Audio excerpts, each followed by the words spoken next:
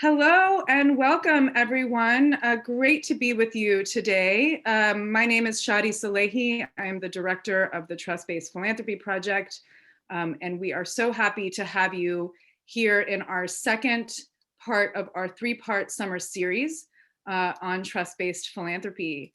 I'm going to do a little bit of housekeeping. First and foremost, as you arrive, please mute yourself. Please join us by camera, by video, if you feel comfortable doing so. And throughout today's discussion, please chat questions along the way. We will do our best to weave those questions into our discussion. I'm going to share some slides.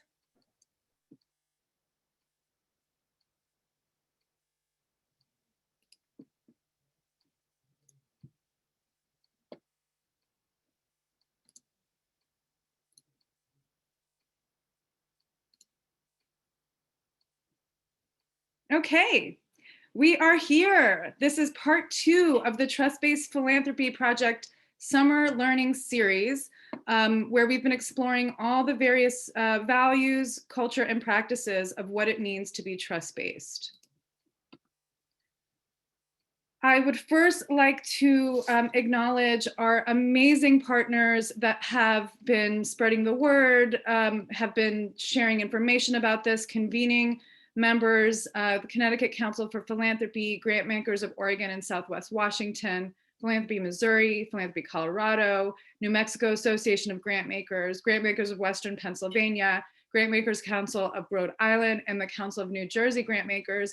Welcome to all the members of these partnering organizations, and also those who are not members of any of them. Welcome also. This is an opportunity for us to engage a range of funders from around the country, and we are so delighted. And as you can see, it takes a village to put together a program like this. So I'm really grateful to our partners for helping spread the word.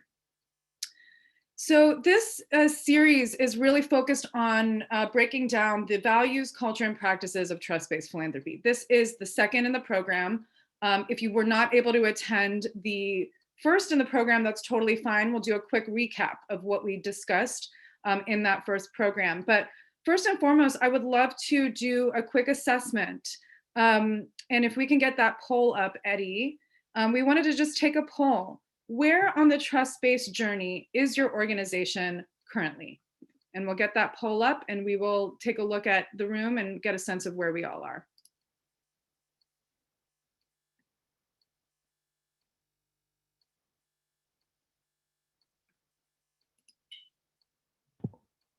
Hi, Shadi. Would you be able to pull the poll up? It says that I am unable to because I'm on a different device. All right, where on the trust-based journey is your organization currently? We'll just do a quick assessment.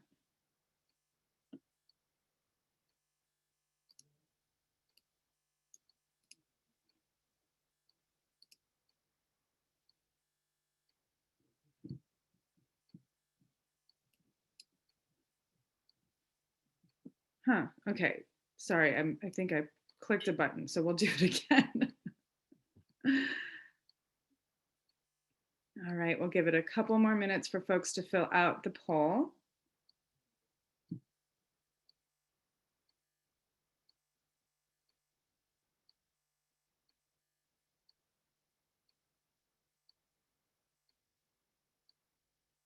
All right, we will, looks like almost half of the folks have filled out our poll.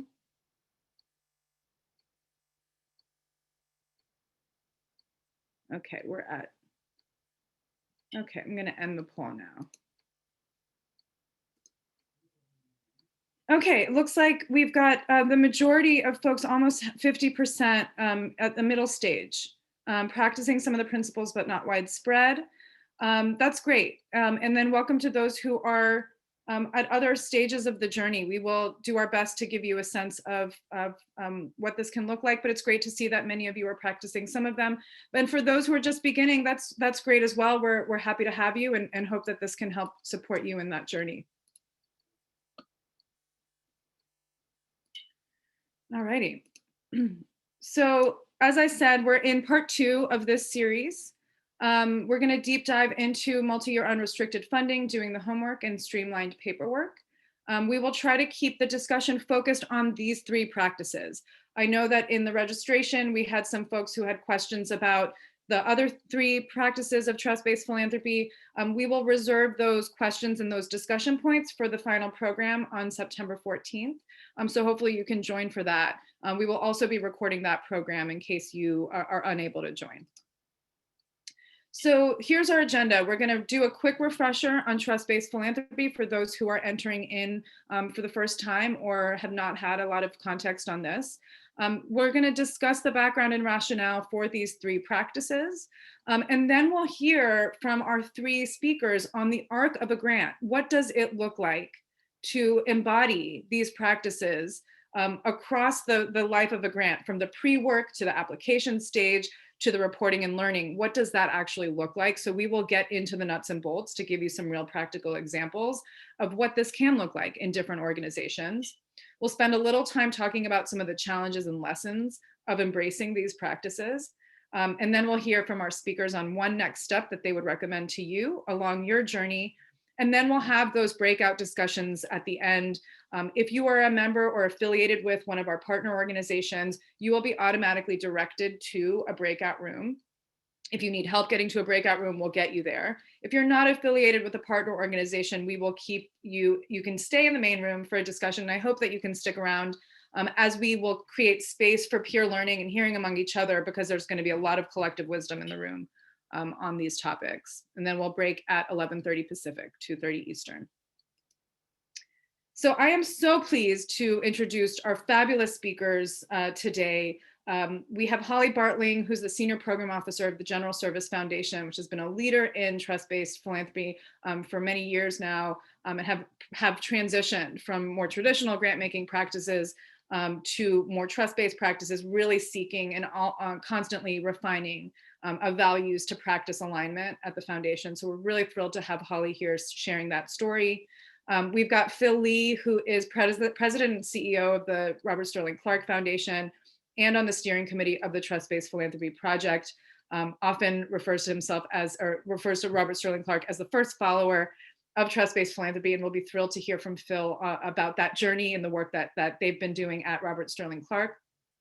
And also thrilled to have Brandy Yee, Chief Program Officer of Act for Alexandria, a community foundation in Alexandria, Virginia, who can really speak to what this looks like in a community foundation context, given the unique considerations that community foundations have to manage with donors and donor advised funds and all that good stuff.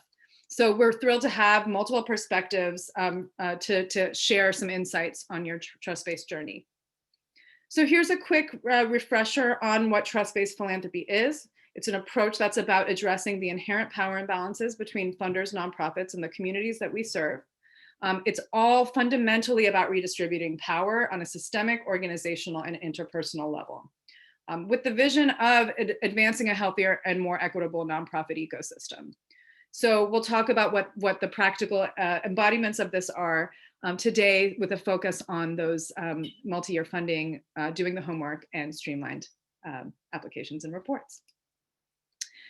So as we discussed on the last program, fundamentally, trust-based philanthropy can look different for different organizations, but the common denominator is that it's a values-based approach. It's about acknowledging those power imbalances that are there between funders and grantees. It's about recognizing that we have to trust grantees and communities and their leadership and their vision for what the problems that they seek to address and the solutions that they identify to those challenges. Trust-based philanthropy embraces a learning mindset. It's about constantly learning from the communities that we serve, but also kind of learning about our own processes and our own journey and building that into our work. And you'll hear that from our speakers today. And perhaps most importantly, this is really about committing to systemic equity. If we've seen anything in the last year and a half, we've seen that we are dealing with some deeply embedded inequities that are preventing the advancement of many communities, particularly Black and Brown communities around the country. And our sector has been part of perpetuating some of those inequities over time. So we need to recognize our role as funders in that exists, and that part of our role should be to work against some of that. And so trust-based philanthropy offers some steps, some ideas, some values in order to alleviate that. We also see some of this work existing within an ecosystem. In the ecosystem, really where we look at relationships as our main currency. If we want to get anything done, if we want to achieve any impact, we have to rely on building trust-based relationships. That's the main thrust of this work. You'll hear that throughout the discussion, and we'll talk about how practices can really embody a more relational approach. As we also discussed in the last program, there are 4 dimensions of trust-based philanthropy. So in addition to the external facing grant-making practices, this is fundamentally an approach that is about the alignment of values, culture, leadership, and practices. That is the foundation of this work. If we don't invest in building and recognizing and honoring and cultivating trust-based values and culture internally, then our work externally will not have a leg to stand on in the long run. And so this is a constant reminder, and we talked about how we can embrace trust-based values and how that shows up in our organizational culture, and how we have to constantly work at that and check for opportunities to build relationships and trust within our organization so that we can do that well externally. So if you didn't get a chance to attend that first program, you can check out the recording on our website where we got a chance to hear from a number of speakers on how they are embracing and embodying these values and culture in their work, and then the role of leadership in really upholding and reinforcing those values and culture so that the practices can have an alignment with that context. And then, of course, we've got the 6 practices of trust-based philanthropy. These are the grant-making practices. Today, we're going to focus on those first 3. But all of these collectively, when practiced together, are an opportunity to reinforce and build trust over time, and recognize and alleviate some of those inherent power imbalances that exist as a response to the way traditional philanthropy has perpetuated some of those imbalances. So I'm going to just pause right there and just remind us that there are a few things to note about trust-based philanthropy. The practices are not necessarily new. This work has existed in the practices of many organizations, including some of you all who are in attendance today. So we don't want to kind of claim that this work is new. It's also important to recognize that it looks different for different organizations. There is not a one-size-fits-all approach to trust-based philanthropy. So that's why with the work that we do at the Trust-Based Philanthropy Project and programs like this, we really strive to elevate different examples, different stories to show that there's a lot of ways to approach this. Similarly, there's a lot of collective wisdom in the room today. So our hope is that in the breakout discussions, you too can share your experiences on what you've tried, challenges that have come up in your work, and how you are working to continue to embrace these practices. So there's not one way, and we want to support that kind of peer sharing and kind of tap into that collective wisdom that we all have. And then finally, we'll hear today from 3 different perspectives. We have a place-based private foundation, a family foundation that funds nationally, and a community foundation. So hopefully you can kind of listen for examples in these stories that resonate with you in the context that you fund in.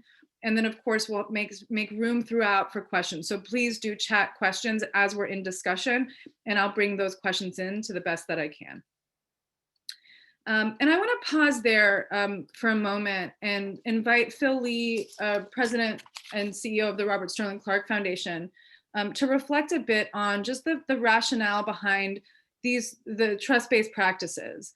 As I mentioned, Phil often affectionately refers to his organization as one of the first followers, or if not the first follower, of the trust-based philanthropy movement when we were just getting started.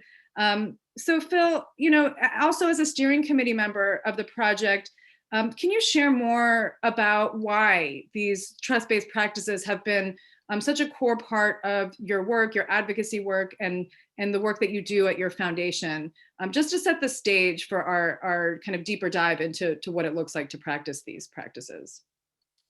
Sure, and hello everybody, it's so nice to be with you.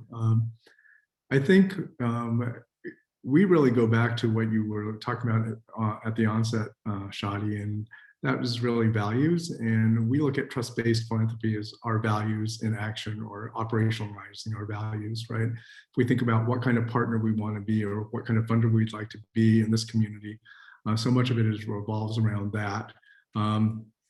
You know, it really does go back to this notion of power and control and equity, and that dynamic that's largely in play and really present in all of our interactions as funders in this country. And so I think for us, it's really to acknowledge them and to see what ways we can address that and perhaps flatten those dynamics or mitigate them to some extent.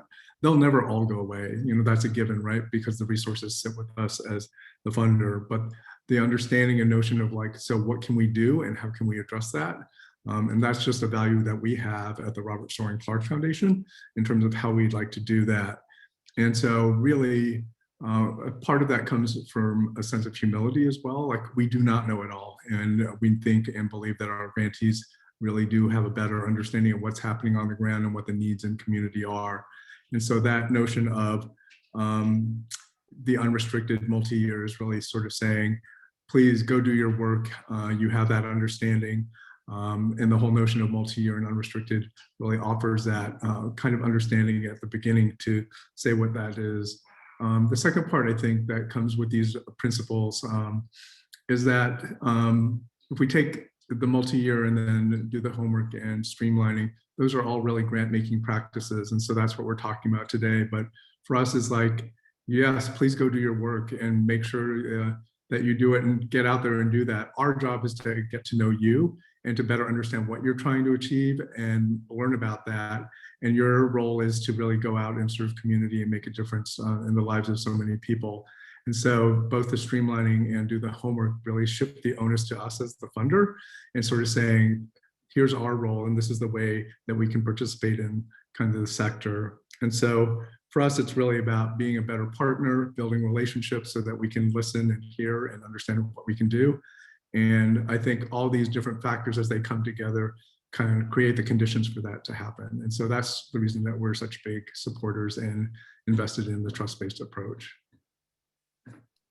Thank you so much, Phil. That was a really great context setting. And I'd like to share a couple slides before we hear from our other speakers, just to reinforce some of these points that Phil raised.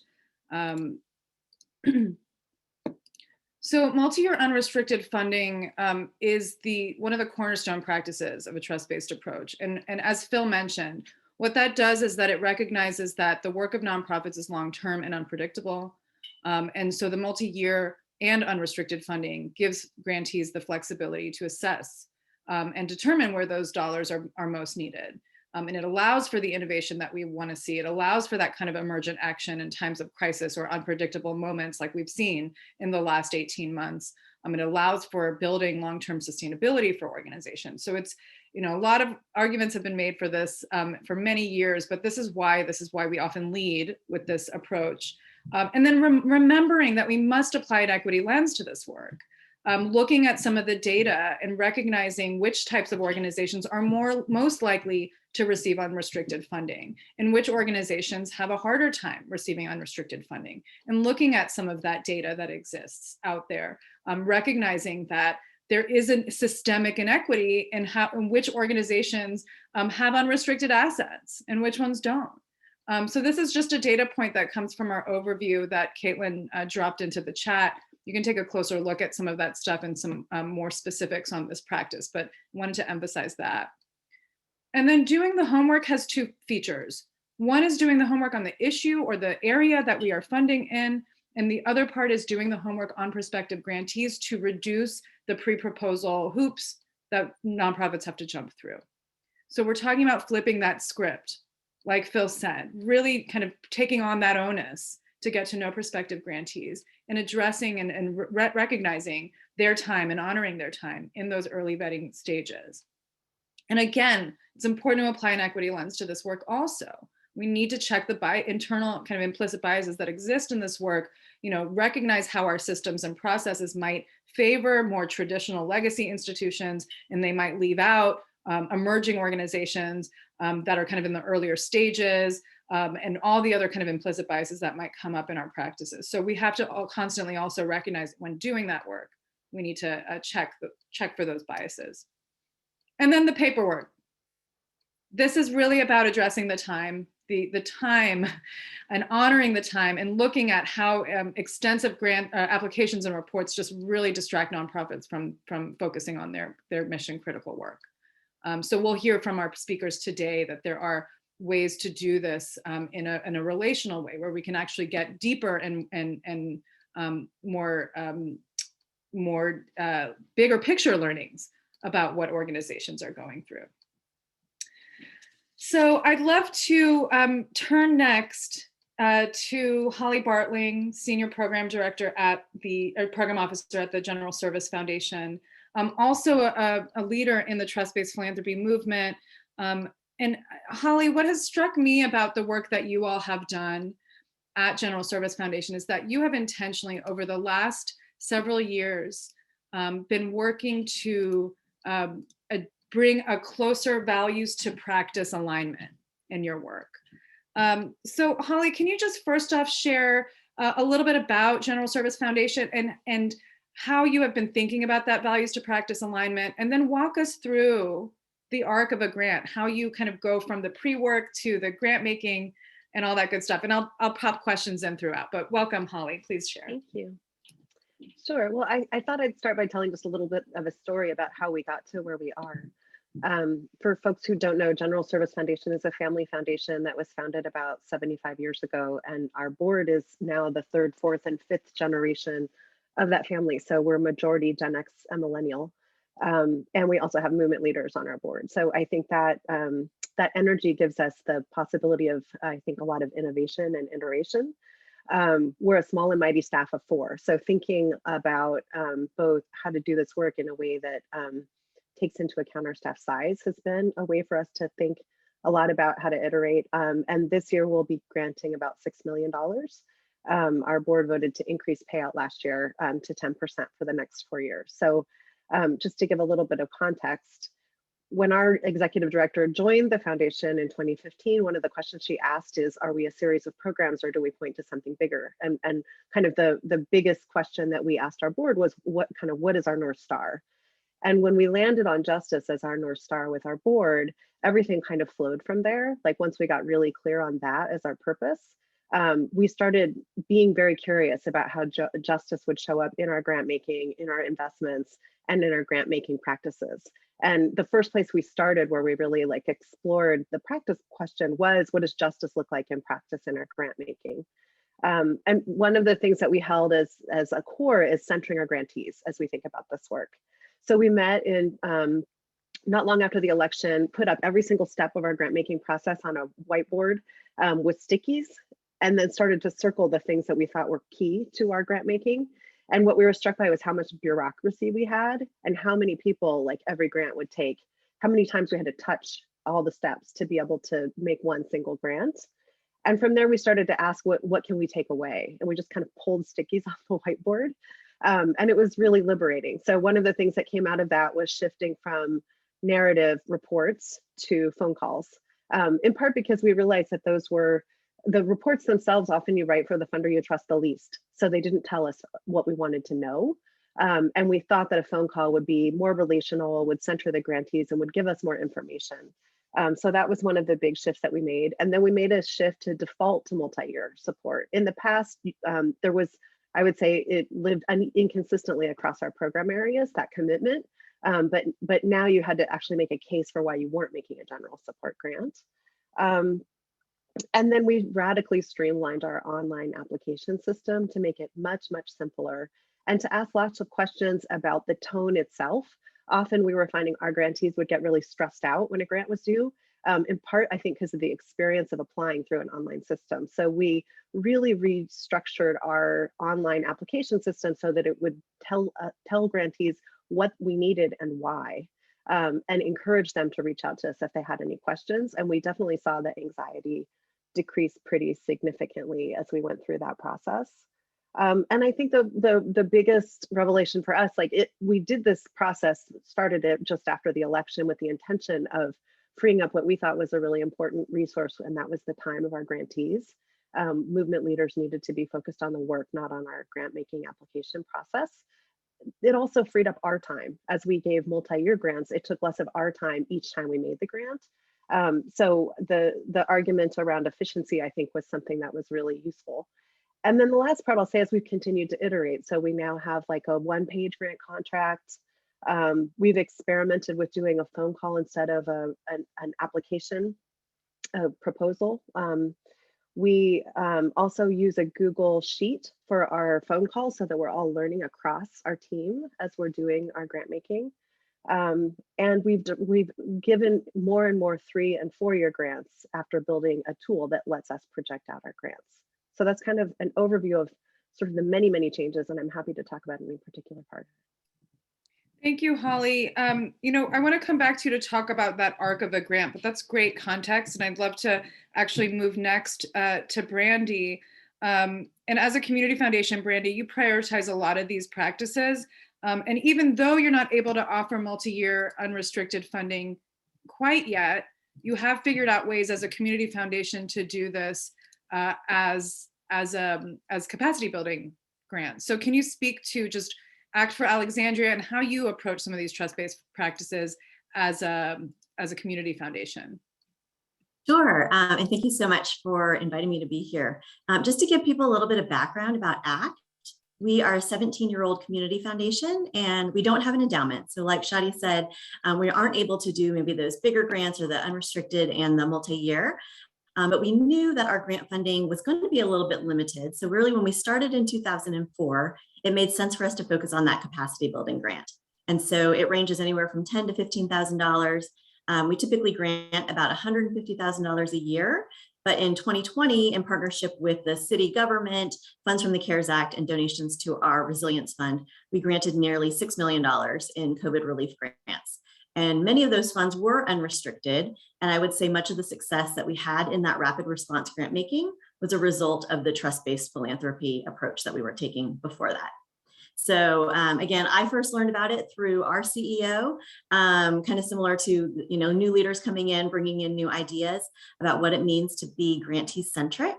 We really prided ourselves in the past on being a neutral convener in the community.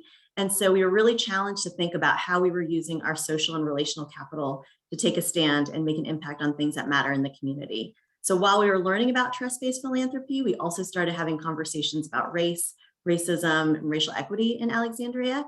And trust-based philanthropy just really made sense for us as we wanted to make sure equity was infused in all areas of our work. So in 2019, we just kind of overhauled our grants process. We publicly shared that we were taking a trust-based approach to our grant making. We shared resources from the Trust-Based Philanthropy Project, blog articles from other foundations, and we shared those with our nonprofits and with our donors. So we acknowledged and named the power imbalance that exists between the funder and the nonprofit. And we also talked about how we wanted to change that. So we let our stakeholders know we were adopting this new approach. We invited them into the process to ask questions, raise concerns, give us feedback. I think one of the benefits of being in a small community foundation is that we have relationships with many of the nonprofits. And I don't know about you, but a lot of them feel very comfortable telling us what we're doing well and what we're not doing well. But just as the kind of the arc of it, we host an information session with nonprofits in the fall, kind of sharing about the process, highlighting the approach that we're taking. And then we also offer in-person, virtual, and office hour options to meet with nonprofits to answer any questions that they might have or talk through ideas that they want to share. And so we have a letter of inquiry process, but we've really cut down the questions.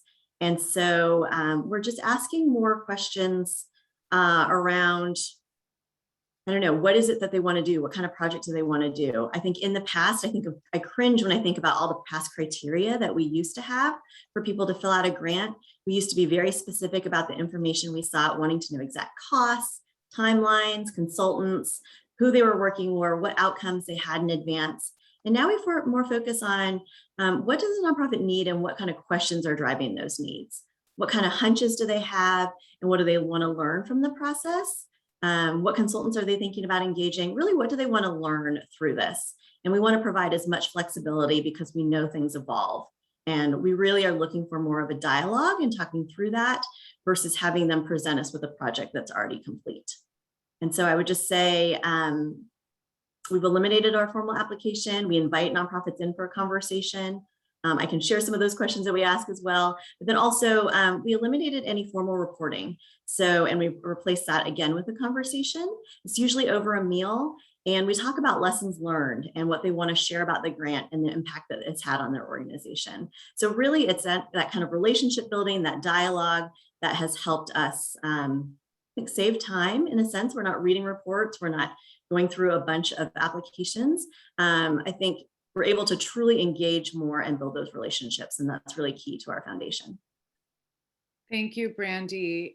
We're hearing a lot of parallels here. And also, you know, we've got verbal reporting and kind of a more verbal approach to relationship building. Also, we heard from Holly at General Service Foundation. And also Phil Lee at Robert Sterling Clark Foundation, you also take a conversational approach. So Phil, I'd love to bring you in to share a little bit more about an arc of a grant at Robert Sterling Clark. And then we'll bring Holly back in to share some more details about an arc of a grant at General Service. And then we'll start weaving in some of your questions. Phil, take it away. Sure. Happy to kind of bring you through the life of a grant application at the foundation. We have an open application process, so anybody can apply.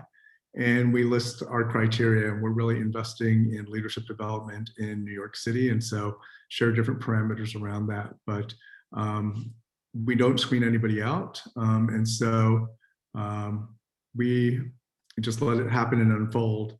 I think what happens is the way that we take applications is that we invite people to submit anything that they've used before, or if they don't have that, materials that they use within the organization. And so it's really an upload of an existing document that is the application for the most part.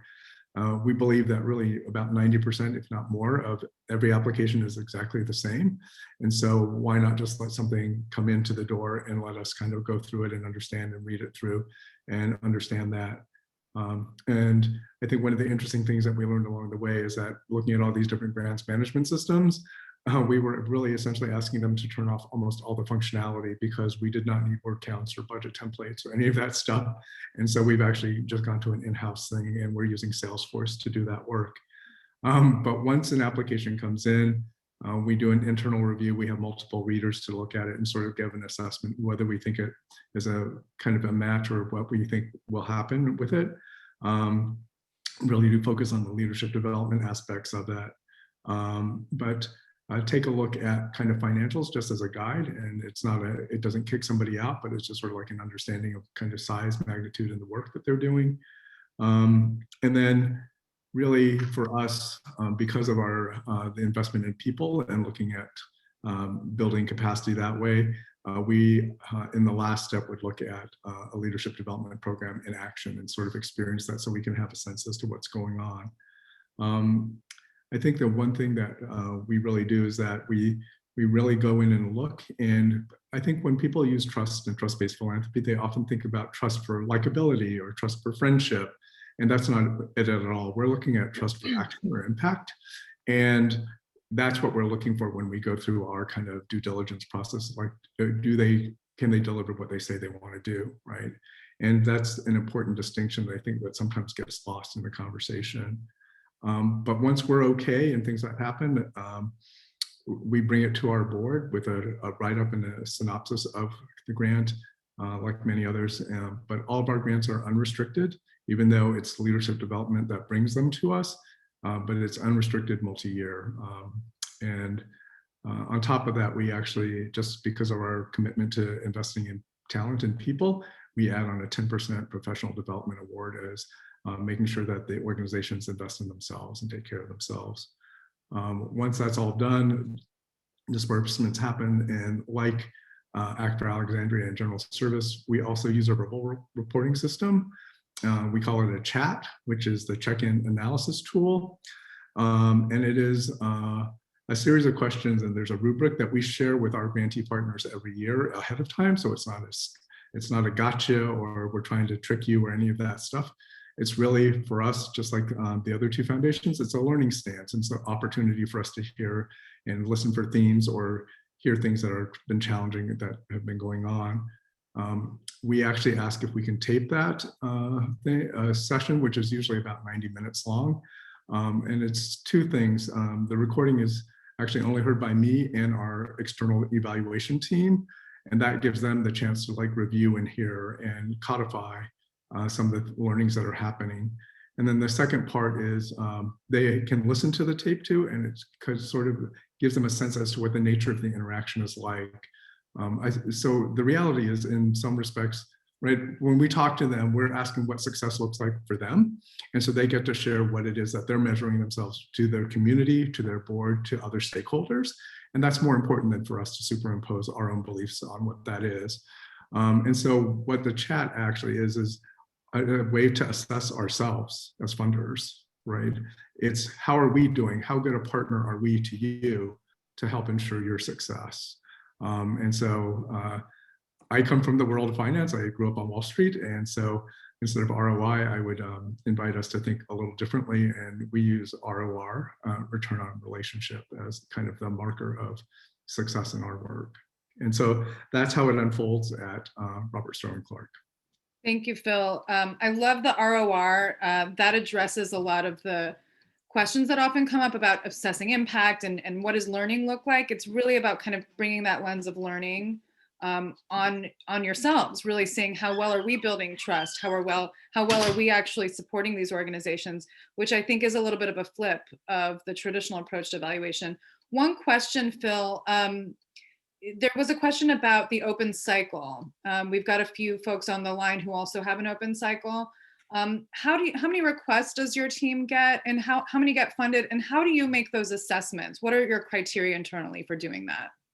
So I think one of the ways that we try to manage the number of applications that comes in, we're pretty explicit about the kind of work that we're looking for or the kinds of leadership development. And I would say that we have the benefit, because we're pretty specific in what the kinds of organizations that we're prioritizing as our funding opportunities, that narrows the pool hopefully pretty early on, that they understand like our chances are remote because we're not a cohort-based program. We're not based in New York City. We don't have all these other dimensions of that work. And so, but in terms of the number of applications that we get, I would say that we're looking at 100 or 200 and kind of per cycle.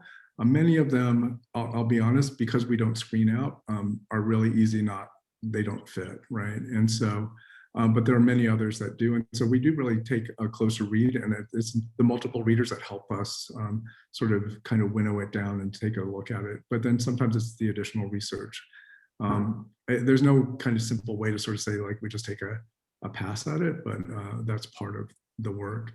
The ones that we actually go forward with and really take a closer look, the likelihood of funding, it gets pretty high then, because we have done a lot of the homework already, and we're sort of thinking like this actually is potentially a good match in terms of the kinds of qualities and the kinds of characteristics that we're looking for in potential grantee partners. I think the one thing I would say is that we're really open, like we're not stuck in a particular paradigm of what this has to be or what that looks like. And so I think kind of challenging our own assumption of what leadership development looks like has been one of the things that's been really emergent over the last few years as we've gone through this work. And so we don't want to be blind to the fact that there are many different ways that people kind of step forward and step into their own power. And so we're very mindful of that. Super helpful, Phil. I want to turn to you next, Holly, to share the arc of a grant at General Service Foundation. We're also getting some questions around what do those conversations look like in the early stages of vetting or the verbal application process. Can you share a little bit more of that, and also include whether you use a specific grant management system to track all that information? Sure.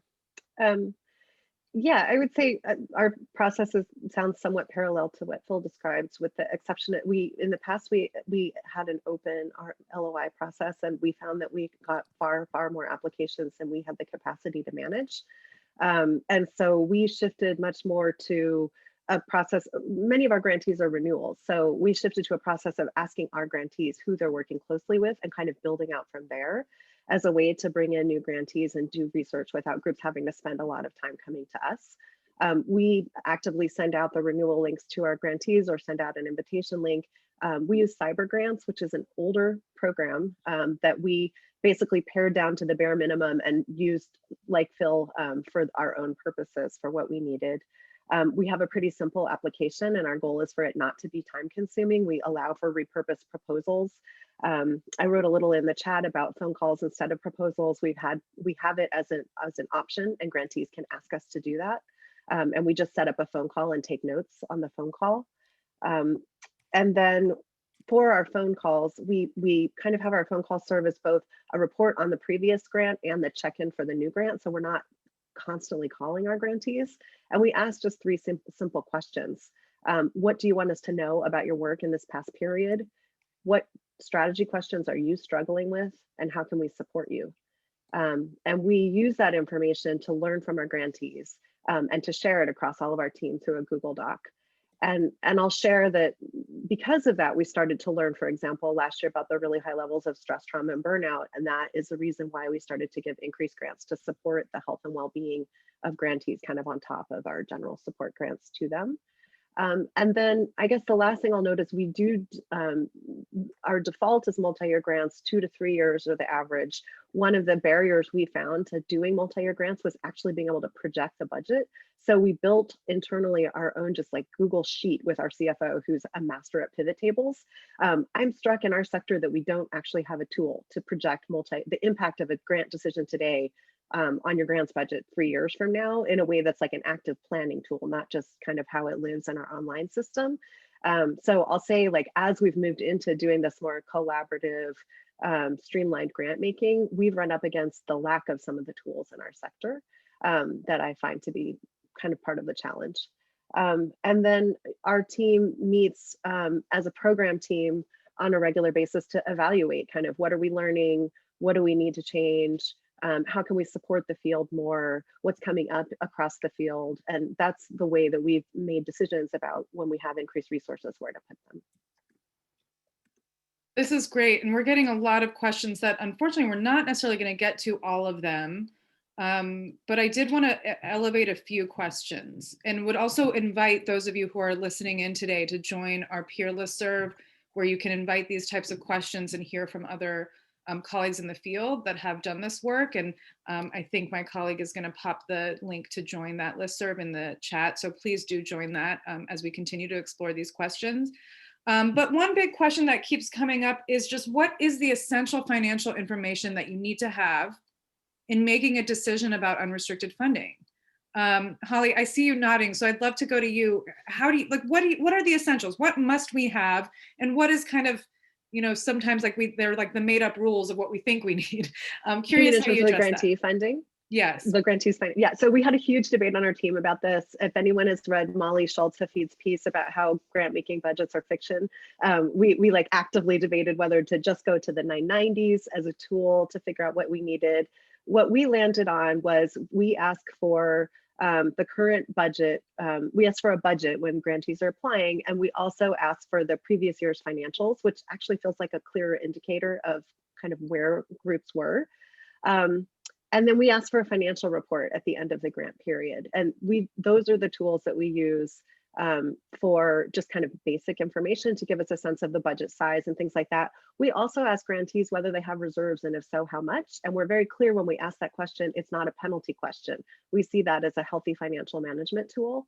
And it can often be an indicator of a grantee that's thinking about that question. So I would say some pretty basic information, and we let them present it to us, and whether they want profit and loss or expenses and revenue, it's kind of up to the grantee to present it however they've organized it. Thanks, Holly. Brandy, I see you nodding. How do you all approach this, especially with the capacity building grants at Act for Alexandria? Yeah, I'm happy to hear that we're kind of on the same page. We ask for the organizational budget. We don't ask for financial statements, 990s, or annual reports, because we can go find those on our own. And so it's funny, we used to actually have a board member who really liked to review financials, which is good because I don't necessarily like to do that part. And he would let us know if there was anything that came up. But one thing that came up in the past was that he would see an organization that had reserves, and then he'd be like, nope, we shouldn't fund them. They could fund this grant themselves. And we really had to help unlearn that whole no, actually, we don't want to penalize organizations who have reserves. Like Holly said, we want to see that as a good best practice in having good financials. And so that was really kind of a learning piece for us related to the financial side.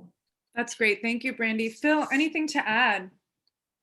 No, I would say that they've captured it really well. I think one of the interesting developments another foundation is using that we are kind of being very watchful of, and maybe others might be interested, is the Certain Foundation is really trying to do a trust-based kind of financial analysis. And what does that really mean?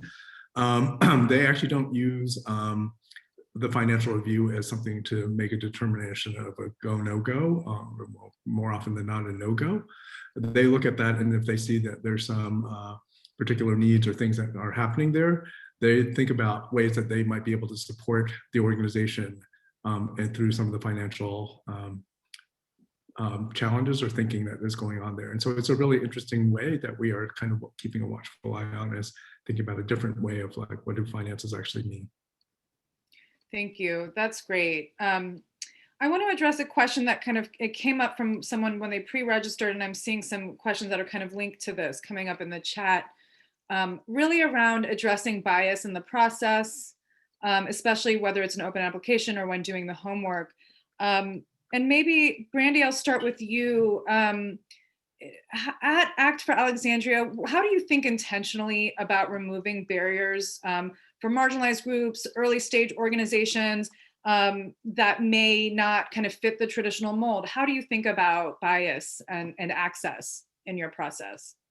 Yeah, that's a great question, and something especially for us as a community foundation, being rooted in the community, we really want to make sure that we're accessing all areas. And so going beyond kind of those traditional networks.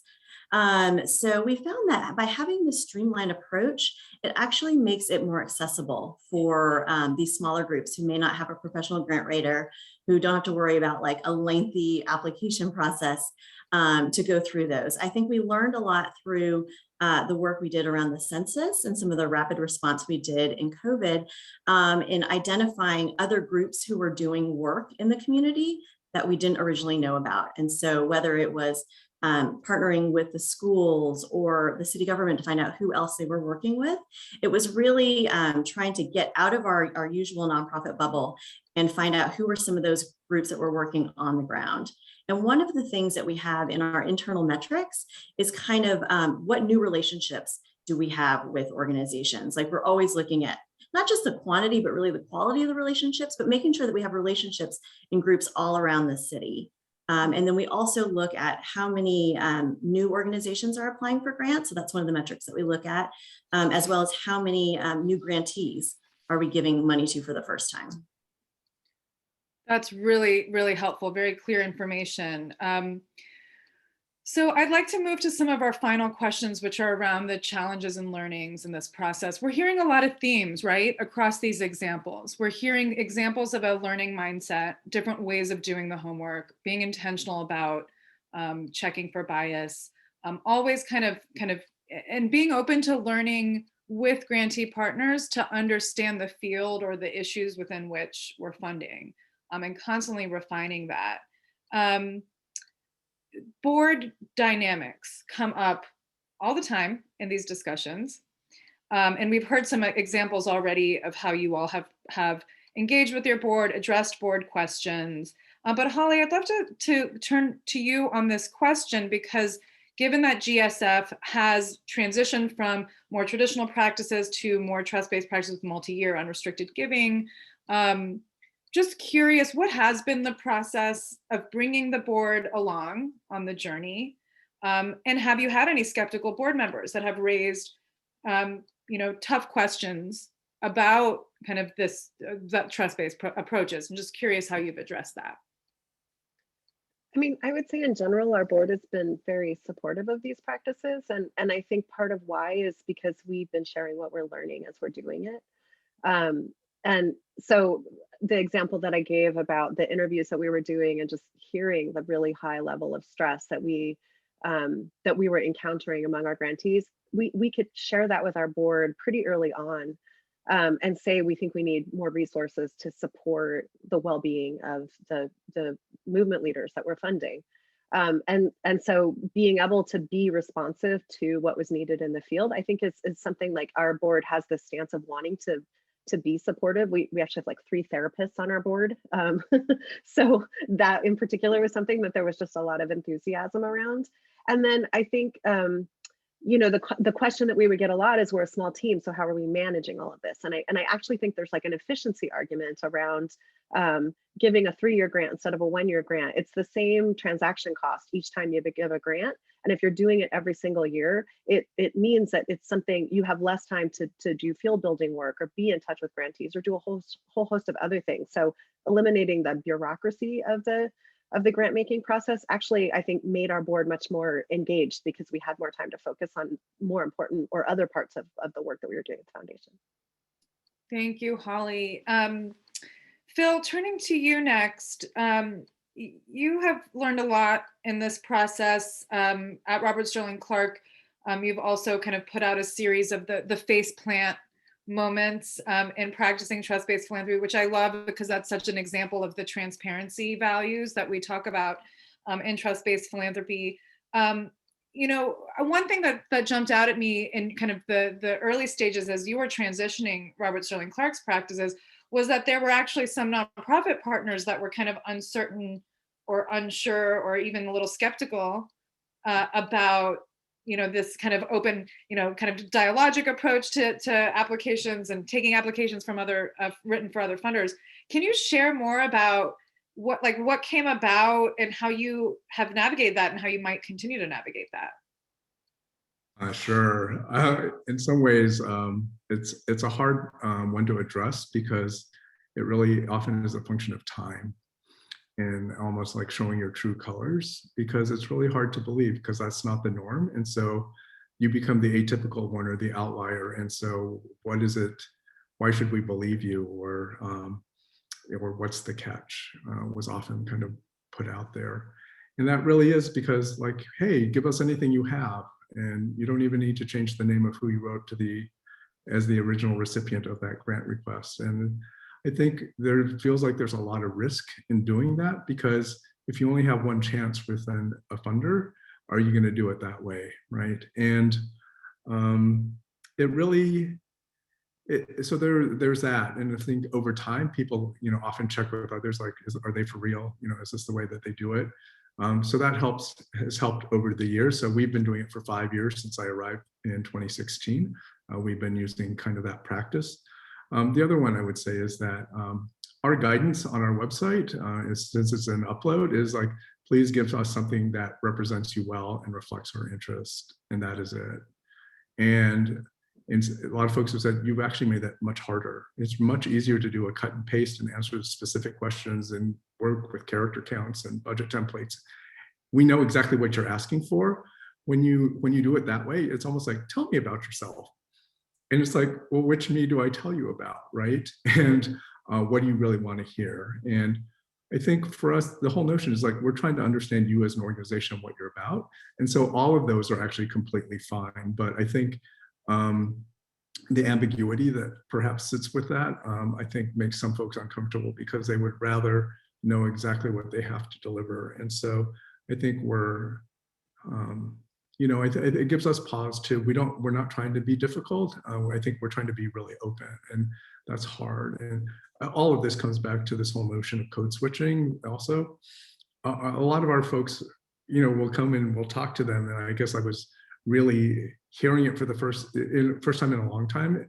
We did one of our chats, our verbal reports, with a brand new ED who has not really been part of our community before, and it was really a reminder of like, sometimes what you get is the dog and pony show. And it's like, here's like all trumpeting all the wonderful things we're doing and everything like that. It had been a little while since I had done that. And I realized like, oh, this is kind of what I might expect, or we might have expected in a different time. It's like, I'm not getting a lot of real information that I'm now spoiled with, or we as an institution are spoiled to get, because we have groups that are sharing some really difficult things that are going on, but because of the multi-year, the ongoing relationship and the commitment, and hopefully we've proven ourselves over the years, we are kind of a trusted advisor in some respects, and it really helps us help them or help the sector, or just even hearing what's going on, right? So with COVID, just a really quick thing, a lot of our EDs like, I'm really alone. I don't know what to do. I have to be strong. I have to be the one reassuring everybody. And meanwhile, our finances are just going down the tubes. There are people I may need to let go of, and I don't even know how to think about all of this and still be, present. I can't take care of my board. I can't take care of my staff. What do I do? So we started an ED circle that's completely optional, facilitated by someone external, and just it's their space. And even though we thought, oh, maybe after a year we'll let it go, and these guys have said, like, actually incredibly valuable space, right? With the racial reckoning, with all these other changes that are happening. And so it's sort of like, here we can be responsive, right? And now I just went to number 6, right? Support beyond the check, so I'll shut up. But it's just a reminder that if we listen and we hear, then we can really do things in a different way, and that's the opportunity. Thank you, Phil. I'm glad you mentioned it, because all these practices, there's a reason why they're all interrelated. By embracing a learning mindset, by engaging in a multi-year relationships, it allows us as funders to see the bigger picture, to have deeper learnings, to be able to address some needs that maybe we wouldn't have seen in a written report that was reporting on that specific funded project. So there's advantages to that. But the other thing that Phil is raising is that, many in the nonprofit sector who've been doing this for a while have been conditioned to fit their proposal in the box for the funder, to describe the project in a way that the funder will want. So there's some unlearning to be done. And to be quite honest, there's trauma there. A lot of nonprofit leaders have serious trauma because of the harm that has been caused by the sector over time, and having to tailor everything and having to shape everything perfectly for different funders. So what we're talking about is a little bit of an undoing. And the other thing that you're noting, Phil, that I think is important to lift up is it takes time to build trust. It takes time to build these relationships. You can't just flip the switch and change your practices overnight. Funders or grantees need to be brought along in that process. It requires transparency about the journey and the learning. As you're hearing from all of our speakers, there's a humility that this requires too, that, hey, we're gonna try something new. It might not work, maybe it will work. Like, let's bring our partners along in that journey. This is why we describe trust-based philanthropy as a journey. It's ongoing. We constantly learn. We're not going to figure it all out. Even those who've been practicing trust-based for years and years, even decades, are continuing to refine. And that's okay, as long as we're aware of that and we're transparent about that. And our hope is that we can create spaces like this where we hear from each other, from our colleagues in those journeys, in those processes. So that's where we hope we'll go into those breakouts where you can kind of connect with other colleagues. I want to turn to a final question for you, Brandy, and then we'll get one next step that you all recommend to your colleagues on the line, and then we'll move into breakouts. And so Brandy, just coming back to you, we get a lot of questions from community foundations, just given those unique considerations. You've got donors, you've got funders, you've got a board, you've got a lot of different stakeholders that are asking a lot of questions. So I know that you're able to design these capacity building grants as a way to address some of the general operating needs that some of these your grantees have. Where are you in the process of wanting to move toward multi-year unrestricted funding? And how are you bringing your donors and board members along in that kind of thinking or your goals that you have for that type of funding? Yeah, that's a great question. I mean, it's something that we're always thinking about, but I think right now it's not something we're able to do because the grant pool that we have is relatively small. But the unique thing about being a community foundation, like you said, is that we have the influence, the opportunity to influence and impact so many different stakeholders. So I think about the fact that even though we can't do unrestricted and multi-year giving ourselves, we can encourage our donor advised funds and our other partners. And so one of those other partners is the city government. We have a really close working relationship with the city of Alexandria. And so as we've been working with them on CARES Act money, although that's a little bit more restricted, I would say with the American Rescue Plan, we are looking at some service navigation grants that are going to be multi-year support. So it's been exciting to be able to talk to them about this approach and to kind of teach people along the way. So I would say it's also a wonderful tool for community foundations to work with their donor advised funds. I know we're always looking for different programming, ways that we can be a valuable resource to our donors. And so we invite them to participate in this process with us. We call it side-by-side investing, where they're able to learn about this process, learn about the approach that we're taking, and then kind of figure out how they want to invest their funds. I will have to say, kind of a faceplant moment, is that some of them really hated it, in the sense that they are so used to having everything so structured. They wanted to know all the outcomes, they wanted to know the budgets and all that stuff. But it's, again, it's a chance for learning, and it's a chance for us to use what we're learning as a best practice and give that to others who have more resources than we do. That's really helpful. Thank you, Brandy. And so now we're going to move into one final piece of advice. Before you move on to your breakout rooms, I hope you will stick around for the breakouts, because that will be a chance to tap into the collective wisdom of the group. We're getting some great examples that are coming in from the chat in terms of what others have tried out or what others are implementing. So I do want to encourage that. But let's turn to you, Holly. What is one next step you would recommend for anyone who is ready to embrace these practices that we're talking about today, specifically multi-year unrestricted funding or streamlined application process reporting?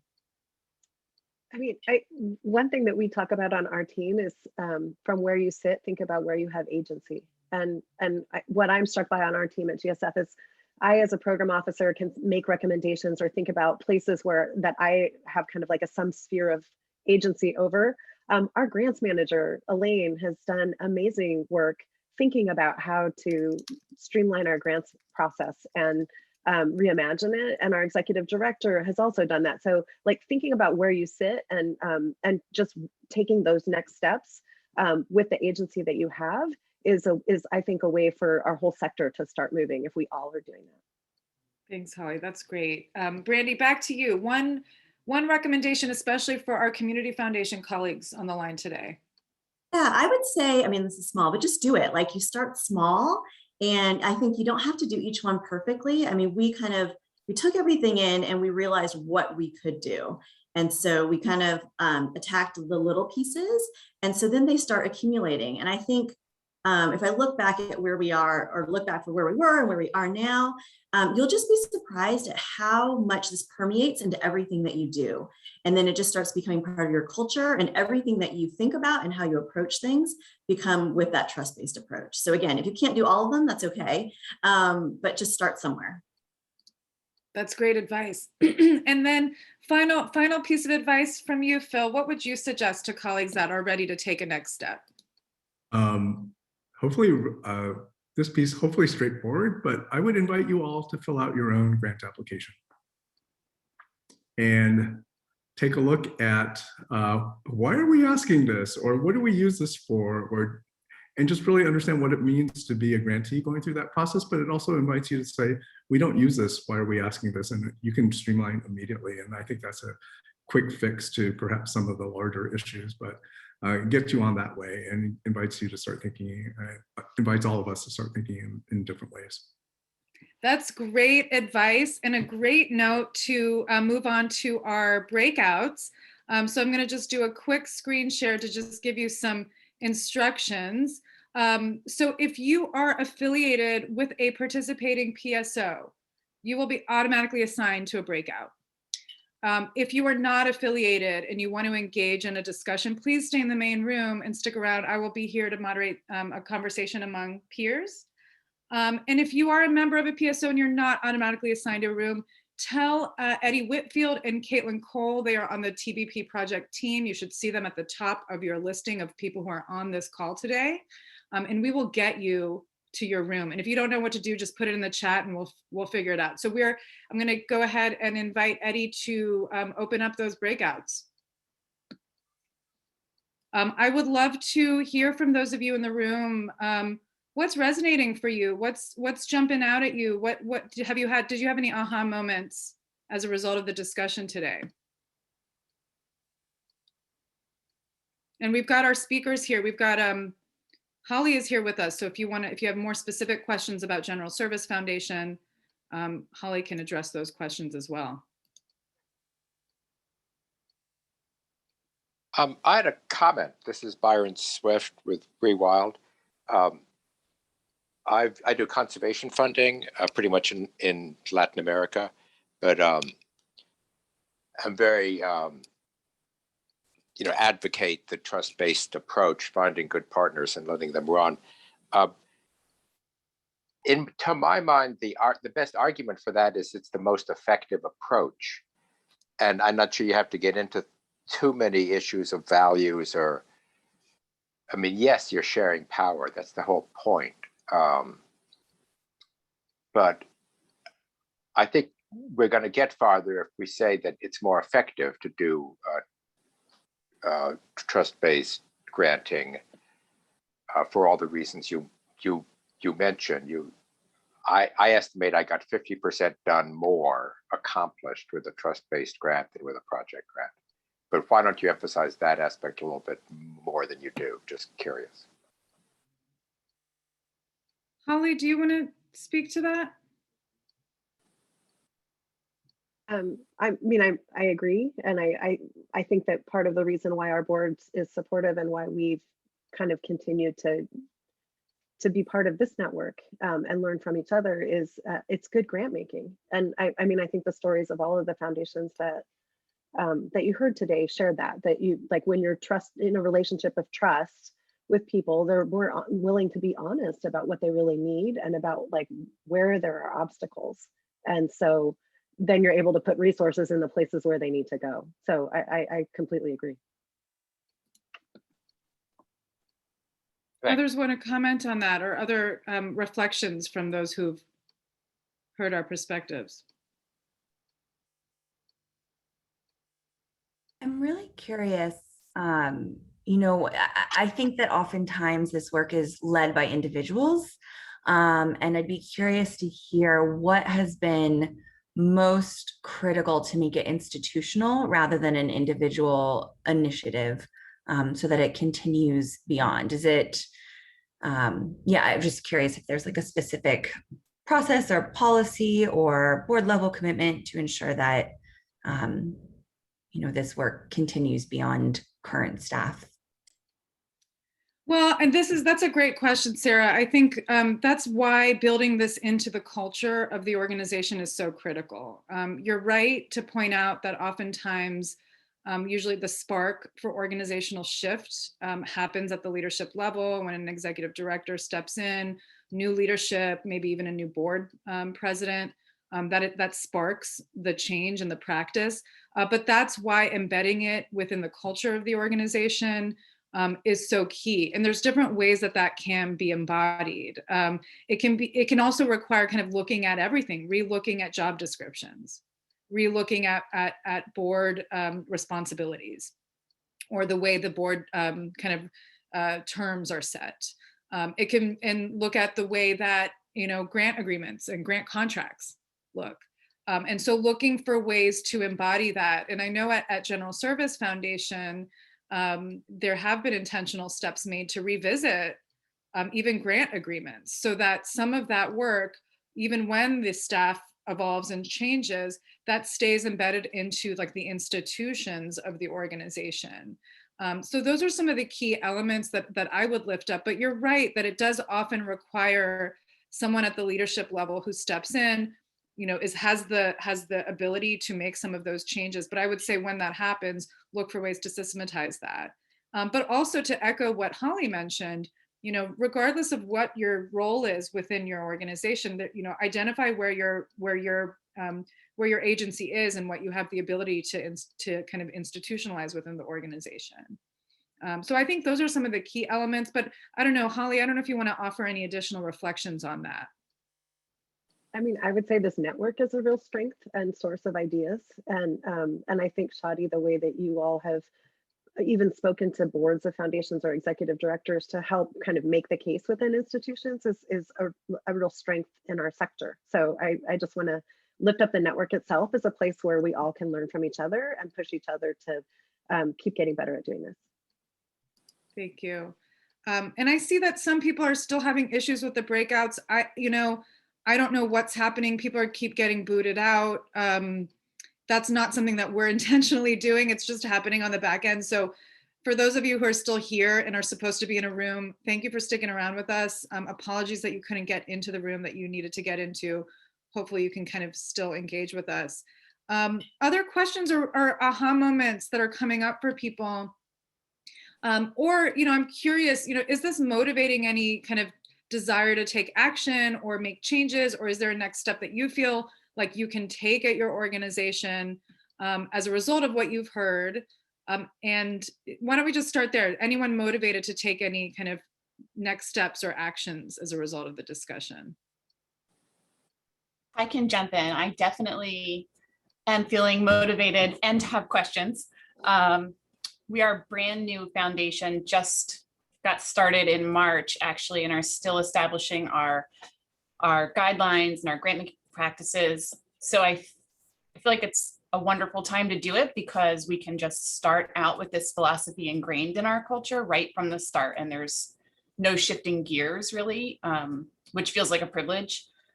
That said, since we are brand new, we're trying to really establish connections in our community and figure out how to get to know groups who we might want to support and work and partner with.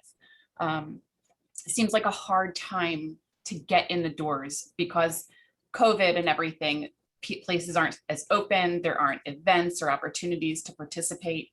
So I'm wondering if anyone has any suggestions or experience in getting to know new groups who are or groups who are out there to partner with without being misleading. That I'm a little worried that we're coming in and saying, we're a foundation and looking to get to know you, but we're not quite ready to know if we're going to fund you. That I don't want to put that, that power play into action. Does anybody have any advice on that? Great question. I'm curious. Anything anyone want to share? How have you addressed this question?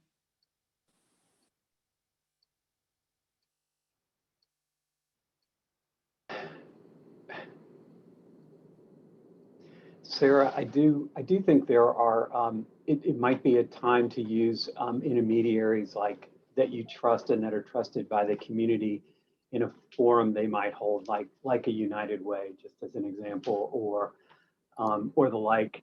But I also think, in the spirit of things we're talking about here, that I think nonprofits really do take us at our word, and that I think exactly what you said, that we want to be authentic about getting to know the community and getting to know the needs, probably more than the community in your case. But we're, we're very, we're new. We don't exactly know where we're going, but we really want to have some open and candid conversations that I think you'll be taken at your word, and in the long run, people will really appreciate that. So I wouldn't worry too much about that, but you might find good intermediaries or broader conversations you'll be able to be a part of that might give you that access in maybe a more efficient way than one-on-one conversations. Thank you, Michael. Appreciate that. Holly, at the risk of putting you on the spot, since you're here, I'm curious how you've done this at GSF, because you work with a lot of movement leaders who are often very stretched. How have you approached building new relationships, especially at this time when things are so chaotic across the country? I mean, I think one thing is we experimented with something that might be worth thinking about, but we did kind of like an intake model where we had quarterly like a slot for people to call us and talk to us to learn more about our grant making, but also sometimes there would be groups that weren't a fit for us, but we might have recommendations about others that could support, that might be interested in supporting them. So that was one tool that we tried. And I've also heard, I want to say it's the Headwaters Foundation, they actually give get to know you grants. So they're small grants as a way to start a relationship where it's not kind of like the highest level, but it's a way to be in relationship and be respectful of the time of folks that you might want to fund. And I was really intrigued by that idea as a way. Sometimes it's like the gap between getting to know somebody and making a grant feels really big, and trying to think about smaller steps to get there. I thought that was a great idea. Thanks for noting that. So the Headwaters Foundation does do what they call GO grants, and they're $5,000 grants. And the way they've set it up is through an online portal that is basically designed to approve grants the way that you would be approved for a credit card. It checks for some basic fundamental kind of required data like 501c3 status that's built into the system. And it also checks for mission alignment. So their funding is specifically on early childhood development. So any organization in Western Montana, their funding region, that is a 501c3 and does some level of early child development work is eligible to receive a $5,000 grant. It's general operating. It's approved within 48 hours. And the system automatically checks for certain things. And that is, and they actually, when they first started their startup Health Conversion Foundation, they did that, made it open to all organizations across Western Montana. And the eligibility criteria were pretty minimal. You just had to fit some of those criteria. And that, to Holly's point, was used as an opportunity to, one, signal trust right away and also build relationship over time. And because the grant amount, was not a huge grant amount, that was perceived as very little risk from the foundation. It was just an opportunity to kind of learn. And they really saw it as an opportunity to learn about the work that was happening in Western Montana in this area of childhood development. And then that kind of opened up into kind of bigger multi-year grants over time for organizations that were doing some work that was continuing to be aligned with some of the social determinants of health, areas of focus that foundation has. So we actually have some samples of that on the Trust-Based Philanthropy website. You can take a look at their Go Grants model. And they do that through, I believe, Smart Simple is the tool that they use for that. Other questions or aha moments? Thank you, Anna, for noting the Libra Foundation. They also do something like that Get to Know You grant. I did want to just address that too. Sometimes this question comes up around multi-year grants, like, well, how can you possibly, jump into a 3-year grant with a brand new organization? So that is something that is deployed by a lot of trust-based funders, is to have that initial 1-year unrestricted grant as the relationship building period.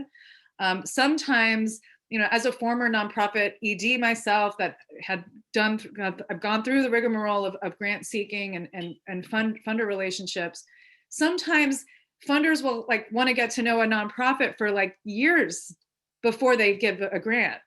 And that takes up a lot of time. Of course, many nonprofit leaders are conditioned to doing that, just spending time with prospective funders over 18 months to even 2 years or longer, just to kind of in that kind of courting phase. But to give a grant, to acknowledge the time that relationship building takes, goes such a long way in building trust over time. And then it allows you to actually have some deeper learnings rather than having nonprofits having to feel like they have to perform or prove a certain thing just to fit into the, what they think the funder wants. So it can open up a lot of bigger picture learnings.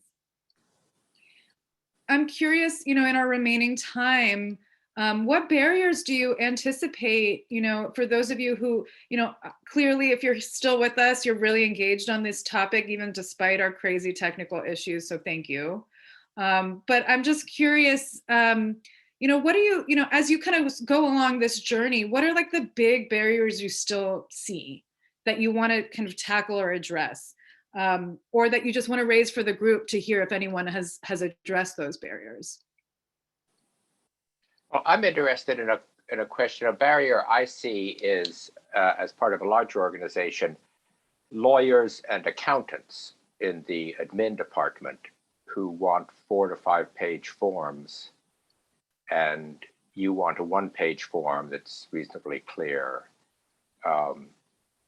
But these are exalted people, and has anyone had any luck, or how do you go about changing the minds of vice presidents for admin and people like that, who see the safety issues from their end, but they don't see the problem issues on your end?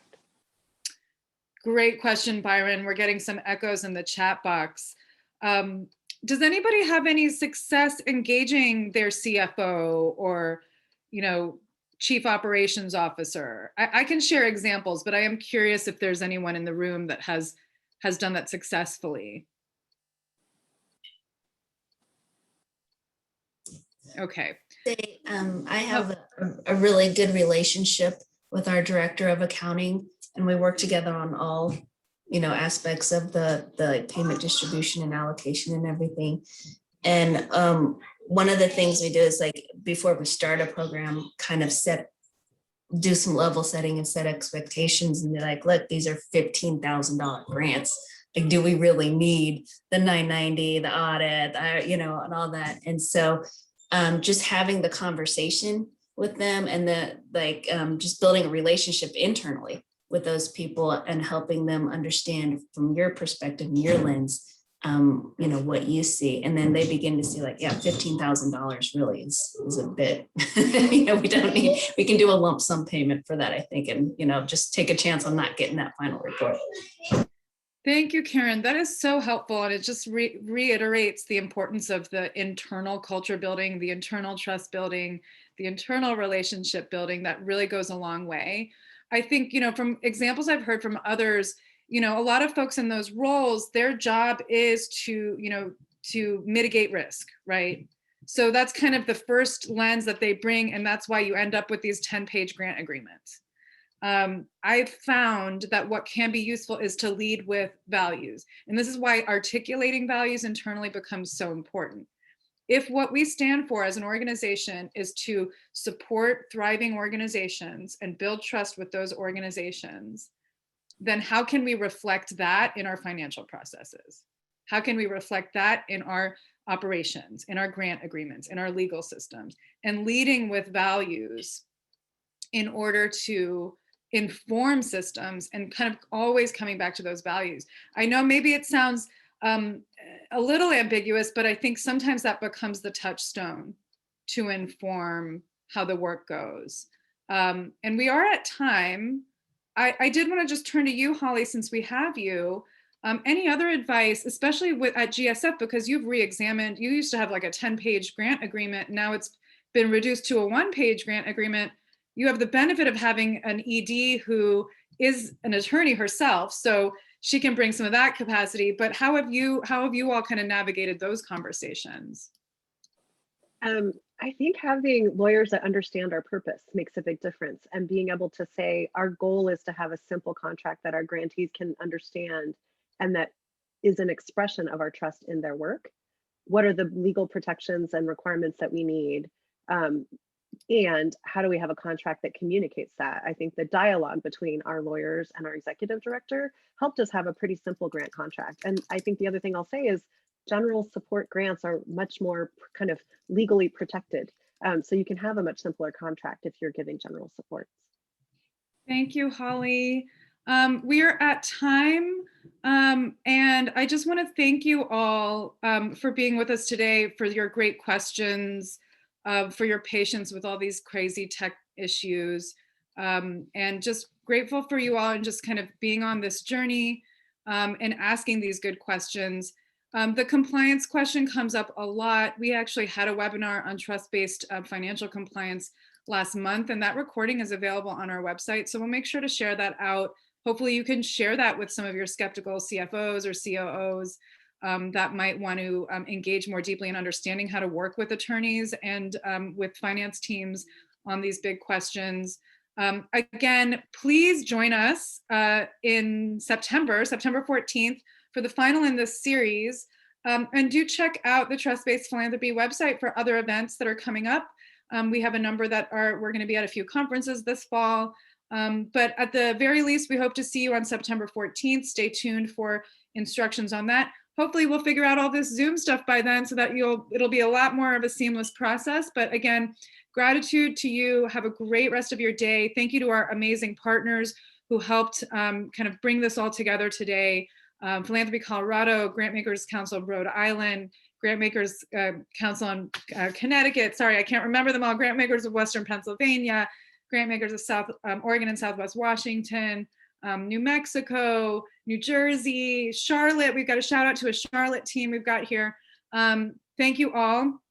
In Philanthropy Missouri and Philanthropy Colorado. And thank you. And we hope to see you September 14th. Have a great rest of your week. Take care, everybody.